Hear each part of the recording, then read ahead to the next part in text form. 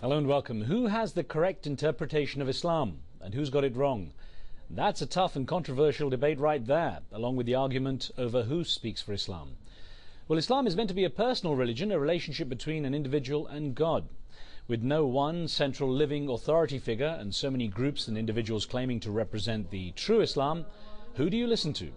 It's increasingly becoming an issue in Western nations where some argue that Muslim communities, and particularly young, disaffected Muslims, are susceptible to becoming radical in their beliefs.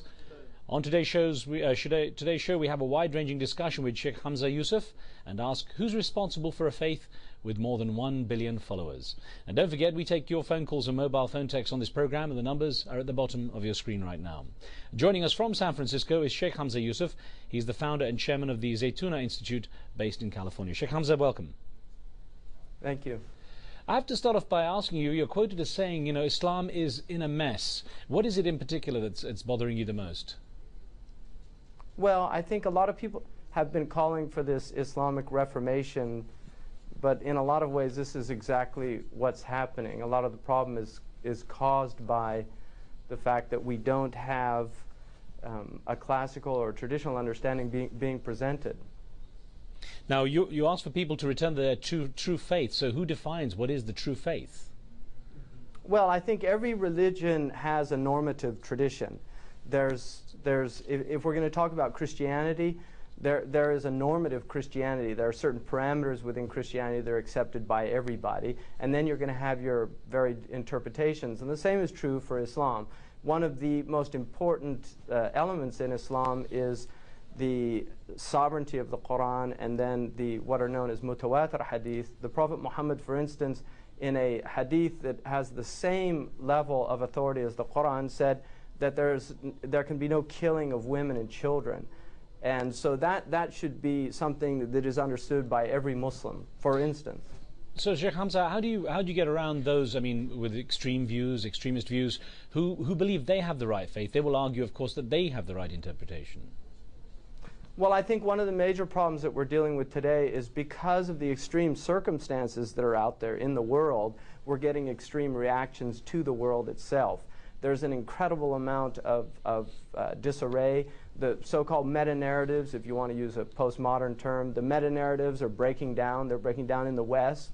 They're having a difficult time holding ground in the East also. And so in this type of disarray that you find, intellectual, spiritual, economic, I think you're having a lot of people having a difficult time navigating that, and you're always going to have a small group of people that will react violently to those situations. What is very different today than in the past is that an individual can do the damage of armies of the past. So that's where there's a new variable in this equation that's quite terrifying and troubling for all of us. Well, I know you're confident speaking your mind, and I want to quote something you said when you commented about how oppressive you think some Muslim countries are. And you say, "I would rather live as a Muslim in the West than in most of the Muslim countries because I think the way Muslims are allowed to live in the West is closer to the Muslim way." So it makes me wonder, in what way is the Muslim life closer in this part in the West?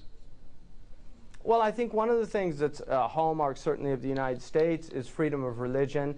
The fact that people do have a right to go to churches and synagogues and temples however they see fit, and to worship without having fear of being persecuted for their religious beliefs. In the Muslim countries, if somebody, for instance, from their religious belief begin to articulate criticisms of the government, for instance, those people can disappear or be arrested, be persecuted because they're voicing moral objections to the status quo. And so another aspect I think that a lot of people in the West have no idea is that the failed states of many of the Muslim countries, and the fact that the right to redress wrongs is certainly is very difficult to uphold in places in the Muslim world where you don't have court systems that are functioning. And so people don't have the ability to redress just basic wrongs in their life. The fact that in many of the Muslim countries you have to bribe to get basic rights. It's a very difficult life, and I don't think people in the West quite understand how difficult that is for the average Muslim just to get through a day in one of the major urban centers of the Muslim world.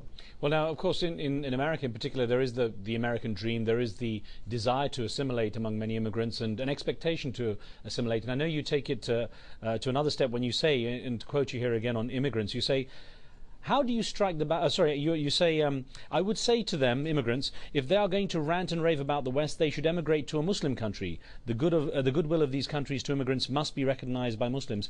So then it makes me wonder, how do you strike that balance between host countries allowing immigrants to retain their way, the beliefs and the way they live, and that need to assimilate?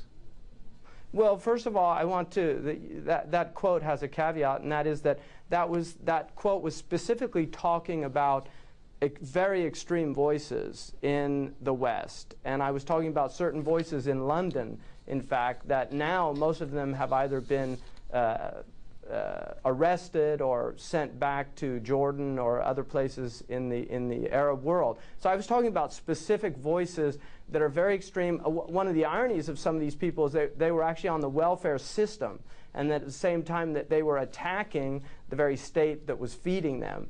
And so that was my point. In terms of dissent and the right to dissent, that is a fundamental Western right. And so an immigrant who's come to these countries legally, who's living in these countries legally, has every right to criticize the policies of the country.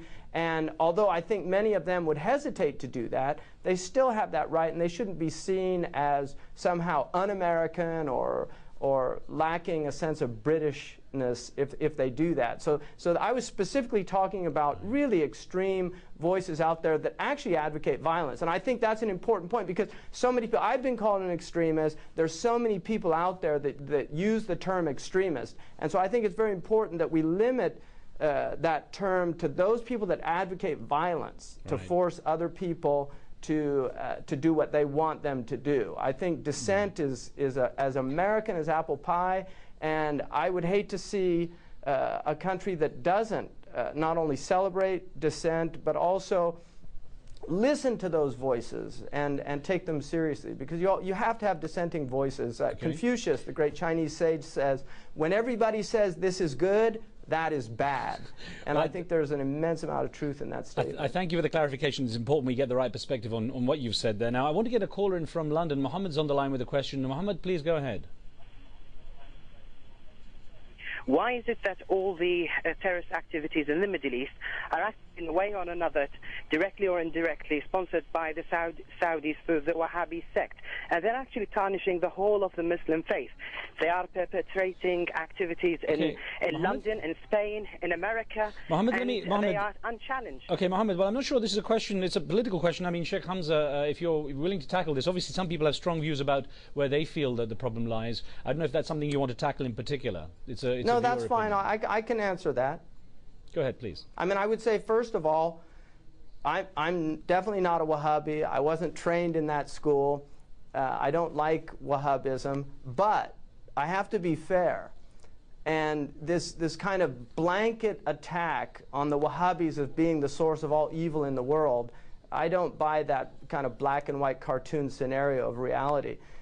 First of all, people should remember that the Wahhabi ulama have consistently condemned terrorism, suicide bombing. Sheikh bin Baz of Saudi Arabia, years ago, before it was popular, was one of the few voices in the Muslim world that was condemning terrorism, and particularly suicide bombing, irrespective of where it was, because many of the scholars, I think, waffle on this issue, and they'll be against suicide bombing, for instance, in America or in Great Britain. They'll condemn 7/7 or 9/11, but they won't condemn suicide bombing in Palestine, whereas the Saudi ulama have consistently opposed that. So I don't think it's fair to do that.